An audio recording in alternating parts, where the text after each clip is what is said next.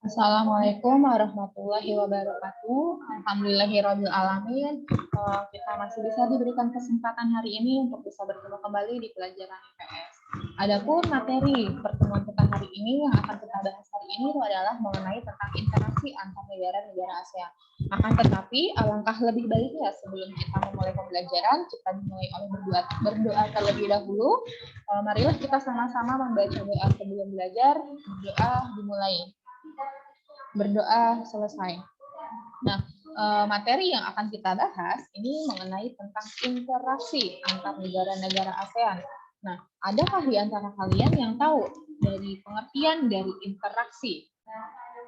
Oke, interaksi itu adalah suatu jenis tindakan yang terjadi ketika dua atau lebih objek tersebut saling mempengaruhi satu sama lain. Nah, di sini contoh interaksinya yaitu adalah kerjasama di antara negara-negara ASEAN. Nah, definisi kerjasama itu adalah, ada yang tahu, ada yang bisa menjelaskan definisi kerjasama?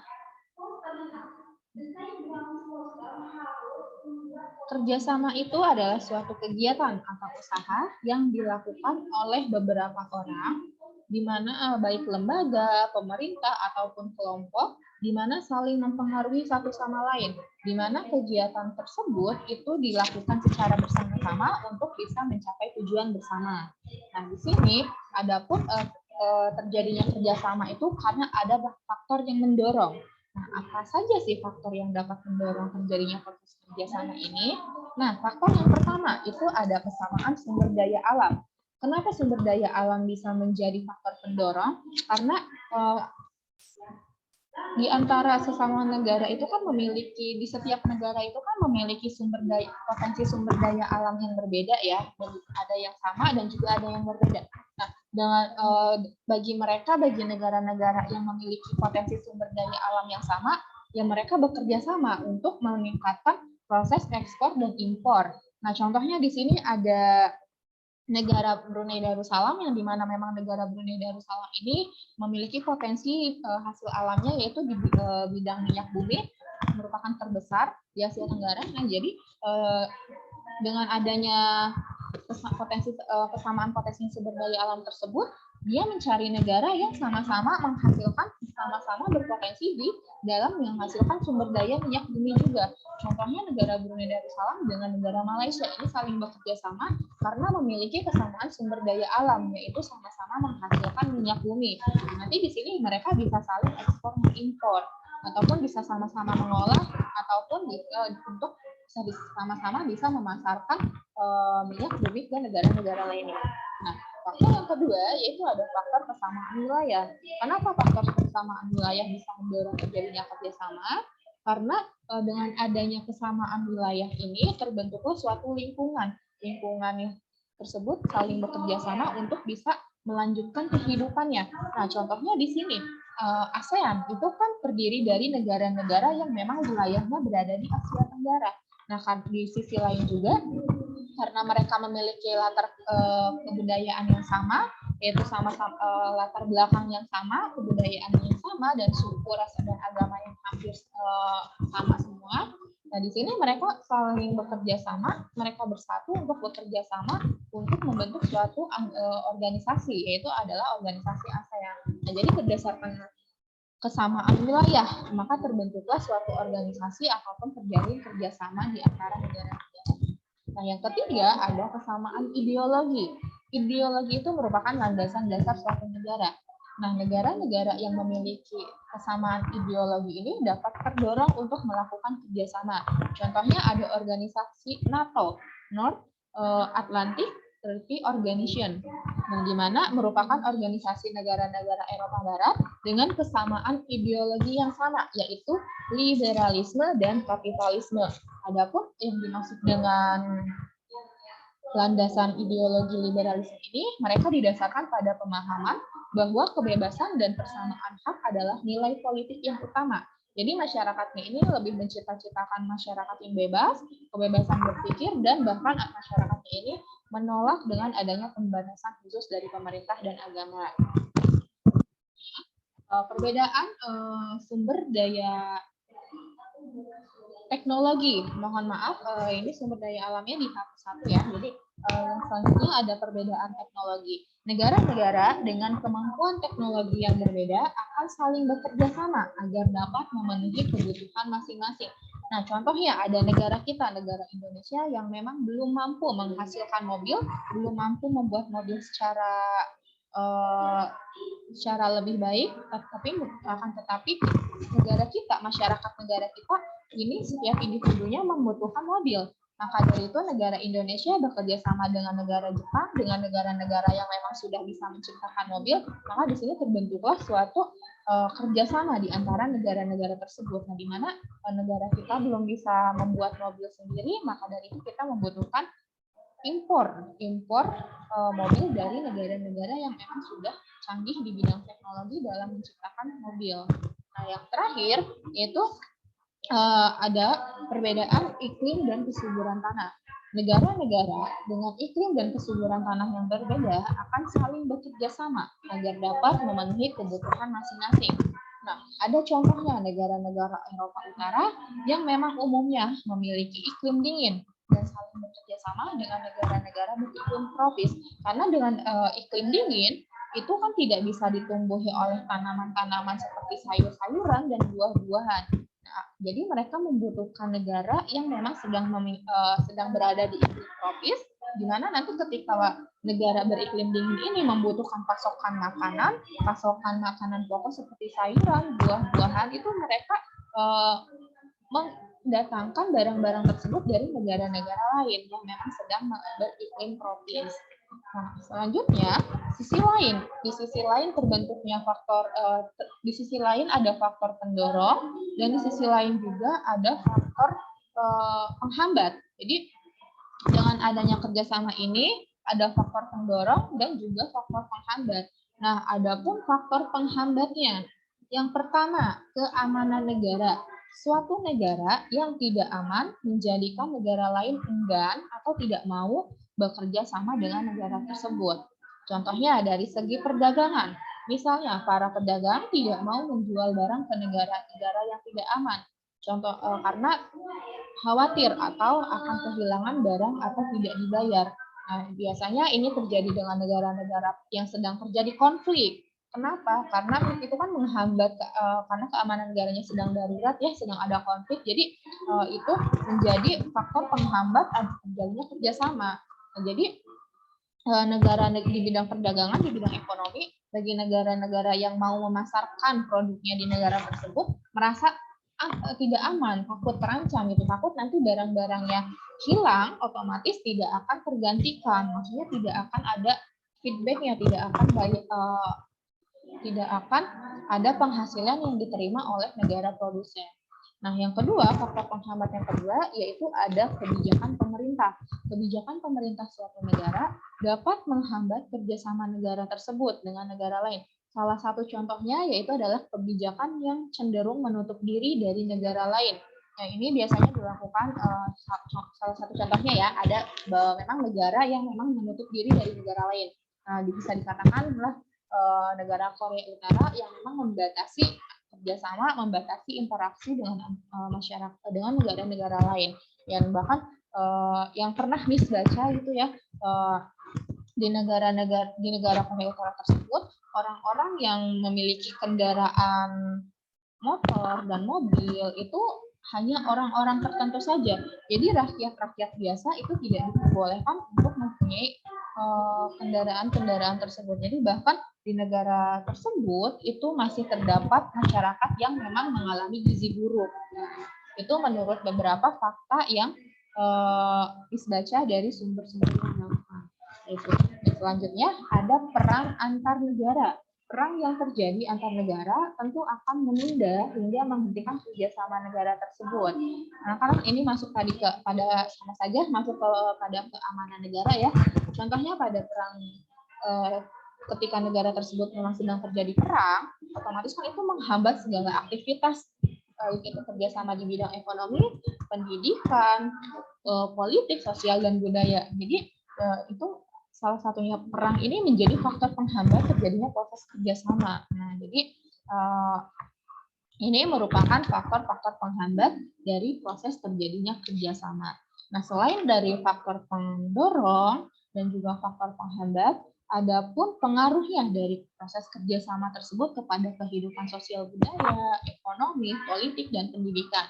Nah, yang pertama yang bentuk kerjasama ASEAN itu di bidang sosial budaya. Ada bidang sosial budaya, yang kedua ada bidang politik dan keamanan, yang ketiga ada bidang pendidikan, yang keempat ada bidang ekonomi. Nah, yang pertama, bidang sosial dan budaya. Di sini ada salah satu organisasi cetak biru, ASCC, yang dimana salah satu upaya untuk mewujudkan terbentuknya masyarakat sosial budaya adalah dengan penyusunan ASEAN Social Culture Community Blueprint atau cetak biru masyarakat sebagai pedoman bagi negara anggota ASEAN.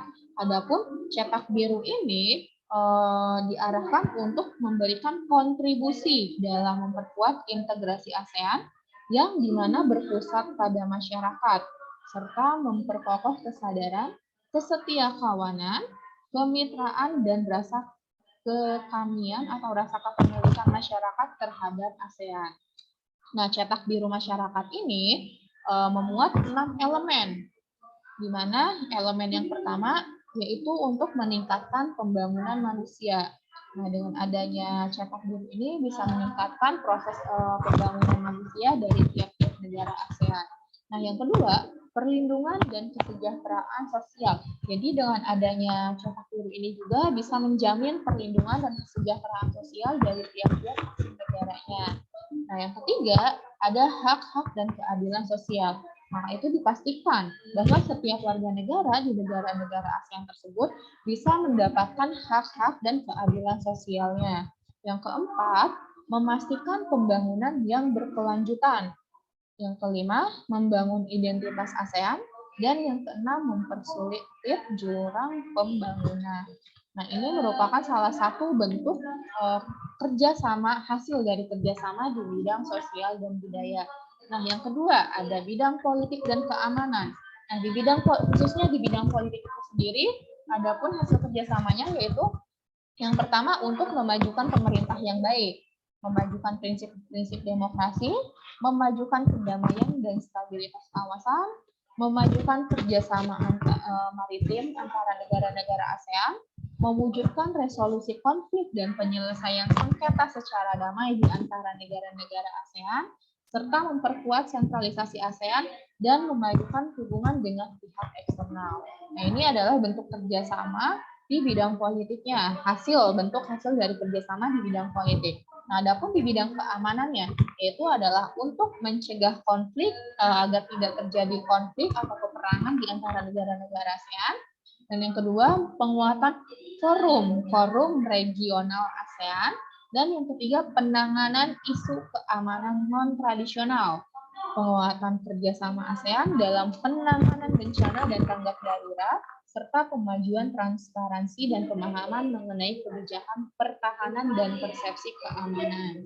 Nah, ini merupakan salah bentuk hasil dari kerjasama di bidang keamanan. Nah, yang terakhir, adapun di bidang hukum, yaitu sebagai pencegahan dan pemberantasan korupsi dari masing-masing setiap negara anggota ASEAN, serta untuk memajukan dan melindungi hak asasi manusia di tiap-tiap anggota negara ASEAN, serta untuk pengembangan pengaturan hukum untuk memerangi narkotika dari tiap-tiap anggota negara ASEAN, serta pembentukan kerjasama penanganan lintas batas, pembentukan kerjasama dalam isu ekstradisi dan keratifikasian traktat tentang bantuan hukum terkait masalah-masalah kriminalitas. Jadi ini merupakan bentuk hasil dari bentuk kerjasama di bidang politik dan keamanan dan serta hukum. Nah, selain itu, selain di bidang politik, keamanan dan hukum, ada juga kerjasama di bidang politik, di bidang pendidikan. Nah, adapun yang lebih ditekankan di bidang pendidikan ini, kerjasama yang diprioritaskan di bidang pendidikan ini yang pertama, mempromosikan kepedulian atas ASEAN. Yang kedua, memperkuat identitas ASEAN melalui pendidikan. Yang ketiga, membangun sumber daya manusia ASEAN di bidang pendidikan. Dengan adanya membangun sumber daya melalui pendidikan ini, diharapkan bisa menghasilkan sumber daya manusia yang berkualitas. Nah, yang terakhir, menguatkan kerjasama antar universitas di ASEAN. Nah, ini yang paling diprioritaskan melalui kerjasama di bidang pendidikan. Nah, adapun pengaruhnya yang ditimbulkan dari kerjasama di bidang pendidikan ini, salah satunya contohnya yaitu belajar di universitas se-ASEAN dan beasiswa. Jadi, di antara negara-negara anggota ASEAN ini, di setiap negaranya saling memberikan kesempatan bagi para pelajar di masing-masing negaranya untuk bisa mengenyam pendidikan di luar negaranya. Contohnya, antara di negara Brunei Darussalam, ini dia memberikan kesempatan pemerintah negara tersebut memberikan kesempatan kepada pelajar-pelajar yang ada di negara anggota ASEAN untuk bisa merasakan pendidikan di negara tersebut, yaitu dengan melalui proses beasiswa di negara Brunei. Nah, ini dengan adanya hal ini terjalinlah kerjasama antara universitas yang ada di Brunei dengan mahasiswa yang ada di negara Indonesia. Nah, selain itu juga terjadi pertukaran pelajar di antara kedua negara tersebut. Nah, selain itu juga menanamkan prinsip belajar sepanjang hidup. Nah, jadi menekankan bahwa pendidikan ini tidak akan pernah bisa berhenti. Jadi belajar terus, tidak mengenal batasan usia, tidak mengenal batasan profesi, dan juga lain sebagainya. Jadi selagi kita mau belajar, ya kita belajar gitu. Jadi jangan sampai ketika kita sudah merasa cukup mendapatkan ilmu, di situ kita berhenti belajar, kita berhenti untuk mencari tahu. Itu tidak boleh gitu. Jadi yang namanya pengetahuan itu kan luas, sementara kemampuan manusia untuk berpikir, kemampuan manusia untuk mengingat itu memiliki keterbatasan. Maka dari itu, dengan prinsip proses belajar sepanjang hidup, kita dituntut untuk tidak boleh berhenti untuk belajar. Nah, yang terakhir, pengaruh kerjasama pendidikan yaitu melakukan penelitian bersama dari tiap-tiap universitas yang ada di negara anggota ASEAN ini. Nah, ini merupakan bidang pengaruh bentuk kerjasama di bidang pendidikan. Nah, selain itu ada juga di bidang pendidikan. Nah, sampai di sini mudah-mudahan bisa dipahami ya. Nah, selain itu ada juga di bidang ekonomi ya, dengan contohnya dengan adanya masyarakat ekonomi ASEAN, ini merupakan bentuk kerjasama ekonomi di bidang di negara-negara ASEAN. Nah, jadi dengan materi yang kita bahas hari ini, semoga bisa memberikan suatu pengaruh yang baik untuk kalian. Nah, contohnya kan di sini ada kerjasama di bidang ASEAN, itu salah satu kerjasamanya memberikan beasiswa dari tiap-tiap negara anggota ASEAN. Nah, semoga dari di antara kalian, di antara kakak-kakak semua, di masa yang akan datang ada yang bisa, mudah-mudahan ada yang bisa mencapai tujuannya dan cita-citanya.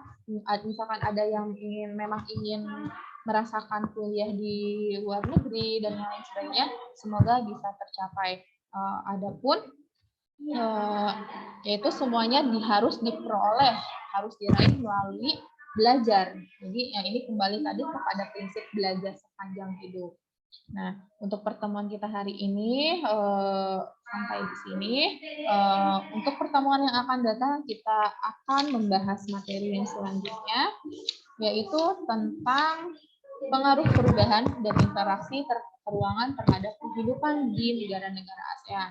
Nah, jadi semoga dengan apa yang disampaikan dapat bermanfaat untuk kita semua, dan mohon maaf apabila masih terdapat kekurangan dalam penyampaiannya. Untuk lebih jelasnya nanti mungkin bisa ditanyakan melalui pembelajaran yang berikutnya. Nah, di sini Miss ada quote. Nah, barang siapa yang belum pernah merasakan pahitnya mencari ilmu walau sesaat, dia akan menelan hinanya kebodohan sepanjang hidup.